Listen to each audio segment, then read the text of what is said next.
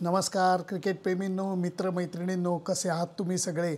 माझ्या चेहऱ्यावरचा आनंद तुम्हाला बरीच काही कहाणी सांगत असेल, कारण एकदम साधं आहे हो. 1-0 पिछाडीवरनं भारतीय संघाने विशाखापट्टणम कसोटी सामना 100पेक्षा जास्त धावांनी जिंकून मालिकेमध्ये 1-1 बरोबरी साधलेली आहे.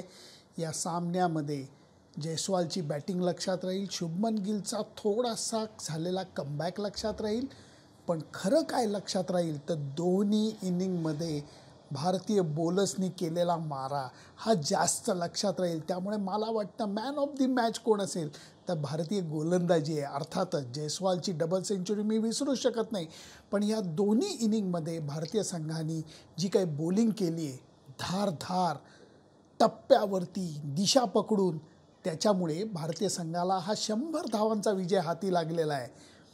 चौथ्या दिवशीचा खेळ चालू होत असताना मी अंदाज वर्तवला होता की 70% भारतीय संघ जिंकायची शक्यता आहे, 30% इंग्लंडचा संघ. कारण इंग्लंडचा संघ बिनधास्त बेधडक क्रिकेट खेळतो आहे, हे मी वारंवार तुम्हाला सांगतो आहे.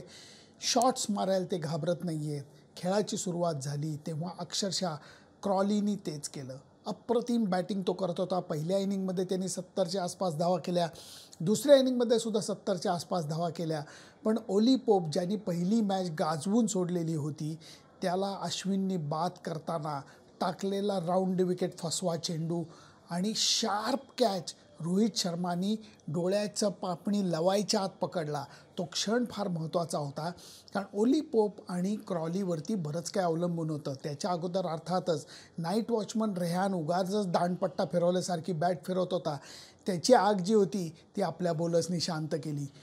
मी तर म्हणेन जो रूट बॅटिंगला आला तेव्हा मला असं वाटलं की आता जो रूट, जो जगातल्या टॉप बॅट्समनपैकी एक आहे, तो प्रतिकार करेल. त्याच्या बोटाला दुखापत झाली होती, पण जेव्हा जो रूटनी सुरुवातीचाच पहिला शॉट रिव्हर्स स्वीपचा मारला, परत एकदा रिव्हर्स स्वीपचा शॉट मारला, बॉल जो होता तो उडून स्लिपच्या वरनं गेला. मी म्हणलं जो रूटला हे साजेसं नाही आहे, कारण हा बॅट्समन असा आहे जो फास्ट बॉलिंगबरोबर स्पिन बॉलिंगसुद्धा विश्वासाने तंत्रशुद्धपणे खेळू शकतो आणि पाहिजे ते शॉट्स मारू शकतो. जो रूटनी आज जी खेळी केली त्याला बॅट्सबॉल म्हणावं की नाही हे माझ्या मनात आलेला प्रश्न आहे. कारण बॅट्सबॉल हा वेगवान विकेटवरती किंवा फास्ट बॉलिंग विरुद्ध करणं हे त्यातल्या त्यात सोपं आहे. स्पिन बॉलिंग विरुद्ध करणं हे थोडंसं अवघड आहे, कारण बॉल वळणं ही गोष्ट जेव्हा चालू होते तेव्हा तुमच्या बॅट्सबॉलला थोडीशी खीळ लावायला लागते. पोपनी ते उलट्या पद्धतीने करून दाखवलं, मान्य करतो मी, अगदी संपूर्णपणे मान्य करतो. पण मला क्रॉली जास्त आवडला, कारण क्रॉलीनी वळडेवाकडे फटके मारायचा प्रयत्न केला नाही, तंत्रशुद्ध बॅटिंग करून चांगले फटके मारले. इवन त्यांनी समोर मारलेली एक सिक्सरसुद्धा लाजवाब होती. हा खेळाडू जास्त अधिकारवाणीने खेळतोय असं माझं तरी मत आहे. ते जो रूटकडनं झालं नाही, आणि जो रूटनी जी घाई केली त्याच्यामध्ये तो इतका धोका सतत पत्करत होता की कधी ना कधीतरी नशीब त्याला थँक्यू व्हेरी मच म्हणणारच होतं, आणि ते अखेर म्हणलं. अश्विननी आज खूप पकडून बॉलिंग केली. त्याला अगदी बॅट्सबॉलच्या स्टाईलमध्ये सुद्धा मोठे फटके सतत मारणं हे जमत नव्हतं. अक्षरनी पकडून बॉलिंग केली, स्लो बॉलिंग केली, थोडासा वेग कमी केला, त्याचाही परिणाम चांगला झाला. खरं सांगायचं तर अक्षर असू देत, कुलदीप असू देत, अश्विन असू देत, यांनी या संपूर्ण मॅचमध्ये बॉलिंगचा वेग कमी ठेवला, त्याचा मला वाटतं सकारात्मक परिणाम झालेला आहे. एका बाजूने बुमराह ज्या वेळेला शक्यता मिळत होती त्यावेळेला एकदम टिचून आणि धारदार बॉलिंग करत होता. याचा परिणाम असा झाला की क्रॉली जोपर्यंत विकेटवरती होता तोपर्यंत इंग्लंडची जी काही आशा होती, दुगदुगी होती, ती कायम होती.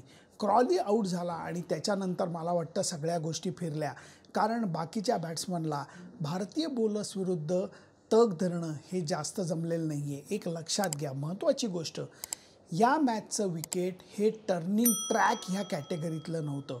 बॅटिंग करायची जो काही एरिया आम्ही समजतो तो एरिया म्हणजे बॉलर्स जिथं बॉल सातत्याने टाकतात तो एरिया शेवटपर्यंत चांगला होता. हे इंग्लंडच्या तळातल्या बॅट्समननी दाखवून दिलं शांतपणे बॅटिंग करून. कारण हार्टली आणि फोक्सनी सुद्धा शेवटी बॅटिंग केली आणि छान भागीदारी, एकदम तंत्रशुद्ध बॅटिंग करून दाखवली. ह्याचाच अर्थ असा होता की हे विकेट बॉलिंग करता थोडीशी मदत करणारं पहिल्या दिवशीपासून होतं, मी नाकारणार नाही, पण हा टर्निंग ट्रॅक नव्हता. पहिल्या मॅचचं उदाहरण, दुसऱ्या मॅचचं उदाहरण जर का घेतलं तर पहिल्या मॅचपेक्षा ह्या मॅचचं विकेट हे बॅटिंगला जास्त चांगलं होतं. हे नुसतं मी आपल्या बॅट्समननी केलेल्या धावांवरनं सांगत नाही आहे, तर त्यांच्या बॅट्समननीसुद्धा केलेल्या धावांवरनं हे लक्षात येतं. सामना तेव्हा जिंकता येतो, टेस्ट मॅच मी म्हणतो आहे, तेव्हाच जिंकता येतो जेव्हा एका इनिंगमध्ये तुम्ही समोरच्या टीमला लवकर आऊट काढता. भारतीय संघाने पहिल्या इनिंगमध्ये विकेट चांगला असताना बुमराच्या माऱ्यामुळे इंग्लंड संघाला लवकर आऊट काढलं. त्यामुळे या सामन्याला गती मिळाली आणि तीच गती आहे ती पकडून ठेवत भारतीय संघाने विजय जो आहे तो आपल्याकडे खेचून आणलेला आहे.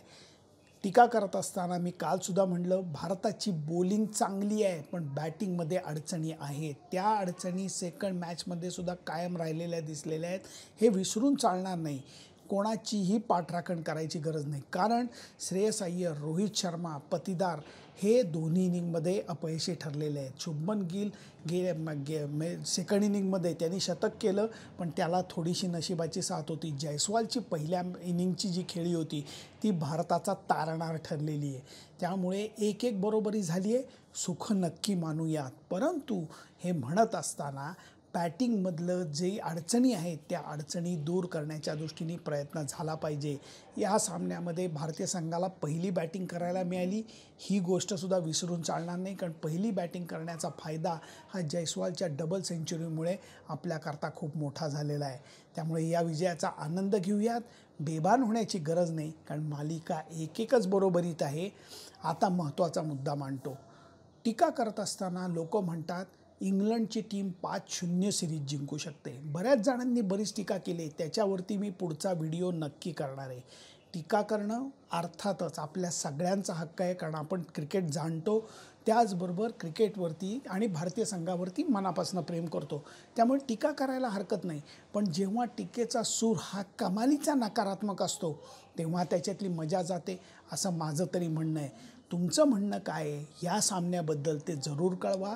जयस्वालच्या डबल सेंचुरीचं महत्त्व मला खूप वाटलं, तुम्हाला वाटतं का? फर्स्ट इनिंगमध्ये बुमराचा जो मारा होता तो सामन्याला कलाटणी देणारा ठरला, असं माझं मत आहे. तुमचं मत काय जरूर सांगा. फक्त त्याच्याकरता माझं यूट्यूब चॅनल, फेसबुक पेज आणि इंस्टाग्राम चॅनल लाईक, शेअर आणि सबस्क्राईब करायला विसरू नका.